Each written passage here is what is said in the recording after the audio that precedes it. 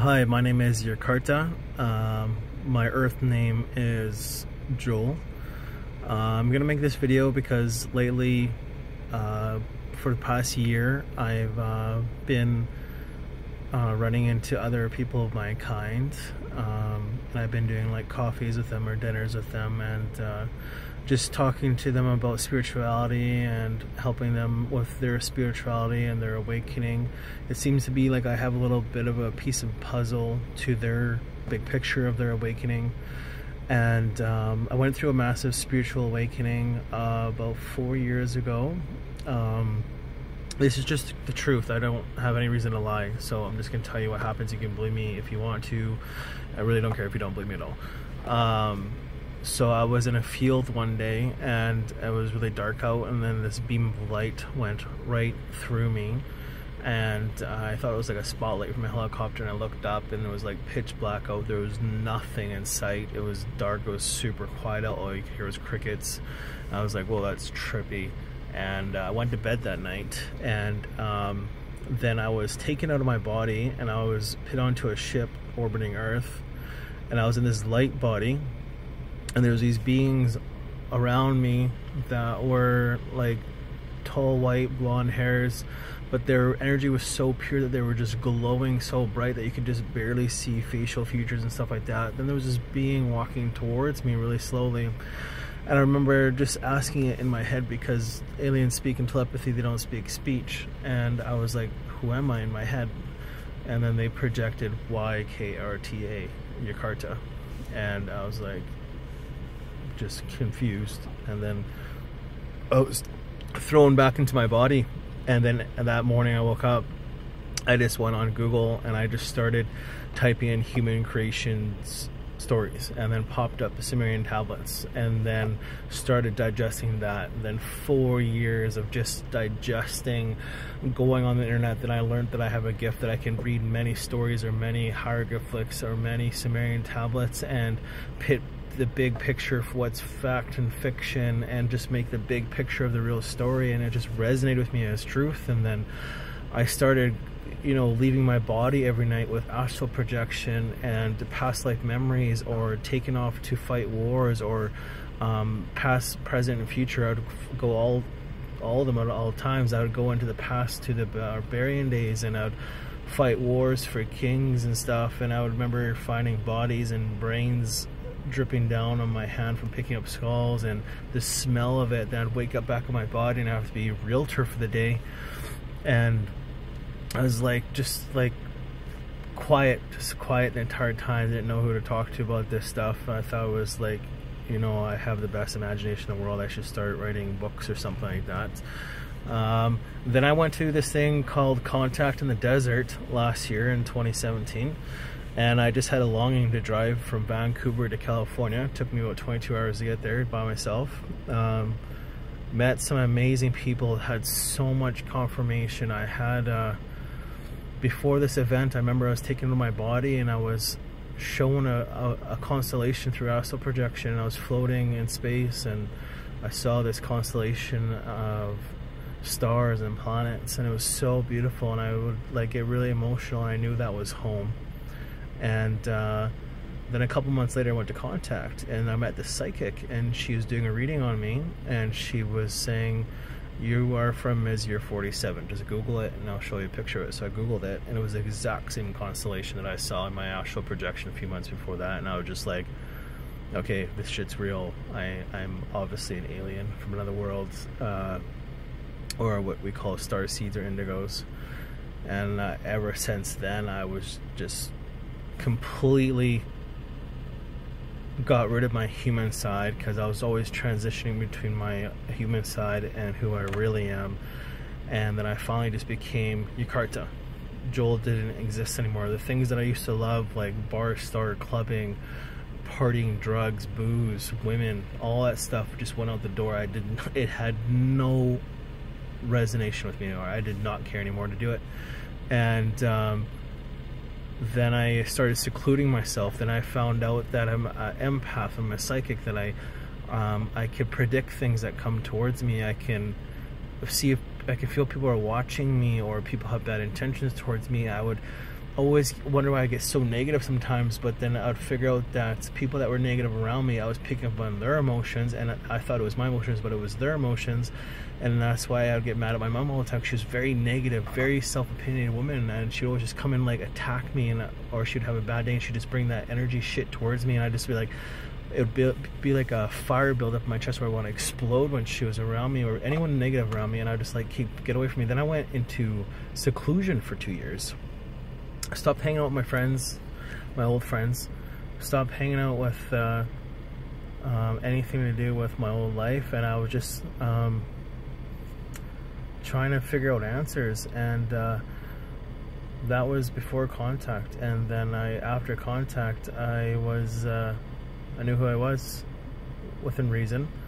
Every night, leave my body, same thing, write down everything I would come back from. Like, I always have notes that I'd write down when I come back from my experiences. So really, I would never get any, my body would get sleep, but my mind would never get sleep. I'd always wake up with massive headaches because I would have so much to remember. And then I started running into people like my own kind at the malls. I'd always start wearing like gear like this, like the Eye of Ra, and you know, have Om symbols to, like, you know, attract my kind. So people would come up and just start talking to me and wanting to ask questions, and I'd always have the answers to their questions. I would just sit there and have coffee, and I would just start, shit would come through me, like energy and like information would just start coming through my mouth, and I would just be talking. I'm just sitting there in my mind like, oh, this sound, where is this shit coming from? Where is this coming from? Then I start getting these high-pitched ringings in my ears. There were downloads, but they're also checkups from other alien races. They wanted, that's a psychic telepathy checkup. They're trying to check up what you're doing, who you are. It's also World Elites checking up on who you are, what you're doing, what type of threat you are to their matrix system here. I completely converted my house into like stones and rocks and Buddhas and positive energy. Like, it's just the energy in that house is so positive. It's so relaxing. I call it my little oasis from the human world. And that's pretty much where I am at today. I've been helping a lot more starseeds wake up and take them on their purpose. I have taken a break from fighting wars. I've been having a lot of crazy experiences with the reptilians, fighting them. They kept challenging me because they were curious about my kind and who I was. I met this one starseed who was a very high empath and psychic, and he was telling me about my kind, that we are the guardians of the 12 rays, that every time we reincarnate into any situation, we are a light warrior, so we're like military beings that will only defend and only liberate, will never attack, because love and light never aggressives. We only defend ourselves or defend people that cannot defend themselves, and liberate people from people that have been oppressed, like what we're doing on this planet. We're trying to liberate. And I've been with those hardcore experiences with the reptilians visiting my house. That was seeing them in my closet, those reptilian face with the eyes, and just taunting me and shake their heads left to right like they're laughing at me, because they would take me out of my body and throw me in computer AI simulations where they'd want me to fight them, because they want to see how I would really fight them when they once challenged me in real reality one day. And I would always just leave because I didn't want to give away anything, any secrets or anything. And then they would put me in simulations where they would make me, convince me to do the most terrible things to loved ones that I would do, and they would make me feel the emotion of it as if I did it, and I'd wake up and know I didn't do it because it was just a simulation, but the emotion was real, so real. They would take me on spaceships with them to fight wars with them. They would project themselves as family members or people in a high school or elementary school that I haven't seen for years. They would learn from me, they would use me, they would take me to Mars. Like, I've been to Mars, I've been to the 3 underground colonies there where the human colonies are. They started in the 1960s, called the Big Brain Drain. That's all true too. You can Google that. I remember being on a space helicopter flying over Mars, and they're showing me their entire inventory, because every time I reincarnate, I'm like a general. My name was General Hendricks with them. I was on the 20 years and back program with the Mars programs, and I fought many wars with Mars, and I remember some lifetimes where they showed me that I was the last king on Mars when the atmosphere was ripped off. This was millions and millions of years ago, with the wars with the Pleiadians, and half of us flew to Earth and most of us stayed behind. And I remember my people dying of plague, and I remember seeing like Egyptian architecture so that's on Earth and Mars. That's a dual system. And recently I just got in contact with a person that told me he had an answer for me on Facebook. He said that you need to be more positive. You can't be so much negative anymore, because your soulmate is trying to contact you and get connected with you, because she and you and another few other people from your homeworld came here in a light ship a few reincarnations ago and decided to help mankind. And your soulmate reincarnated in her last reincarnation that you guys were together, but you didn't. Something held you back, so now you reincarnated here again into another body. She's the one that woke you up on the spaceship and told you where you're from. She's the one that watches you. So I started to become more positive, started going to bed more with acceptance and love and light, and no more hatred, and love and light to reptilians, and just, you know, understanding them, you know, giving them all the best and everything. No regret, no negativity. And then I was meditating one night before bed, and I had just a clear head for once. And then I remember I was just like not in my room anymore, and I was shown this, looked like a desert road with pavement, and there was this girl walking down it, and I saw her back. She was just wearing pants, she was wearing a shirt, and she had lots of tattoos of alien symbols and stuff like on her back, and she had black hair, and she was like light brown skin and white, so she was like a mixture between white and brown. So now I know why I was always attracted to brown girls my entire life. Then she turned around and looked at me, smiled, and I was like, is that you? Are you her? And she's like, yeah, come talk to me. So I talked to my soulmate for the first time in a long time, and we were hugging and kissing, and we were just being very emotional. I missed you. She said, I missed you too.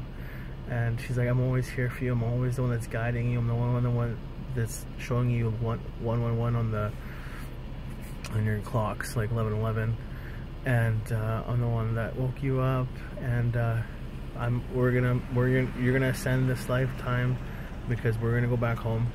We're gonna go back to our home world. This is our last reincarnation here. I'll never leave you, because your soulmate can never leave you, or twin flame, or whatever you want to call it, because it's your mirror reflection of yourself. So she is my female reflection of myself. I'm her male reflection of herself. So it was nice to get in contact with her. I love her. I'm love and loyal to that woman, no matter what happens to me. So that was very emotional.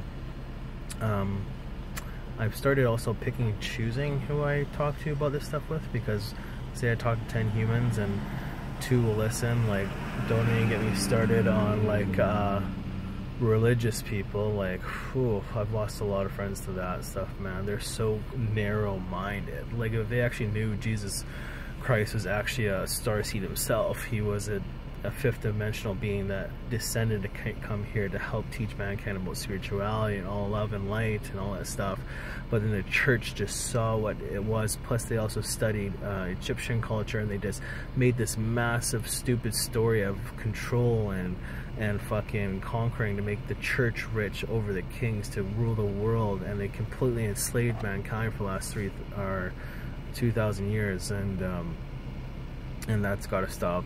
Starseeds are here to help mankind educate and help mankind be aware of the money matrix and the debt system, how like money is printed from nothing, but it's told to you, you know, if you make enough of this, you can have the American dream, the women, the nice house, the Ferraris, the Lamborghinis, the night out clubbing, Gucci bags, all that stuff, the distraction of the Kim Kardashians, the most disgusting people in the world. And, you know, football and hockey and stuff, it doesn't even matter. The only thing that matters is spiritual ascension. But you're so distracted with bills and debt for the slave system that when you get older, you have no time for spiritual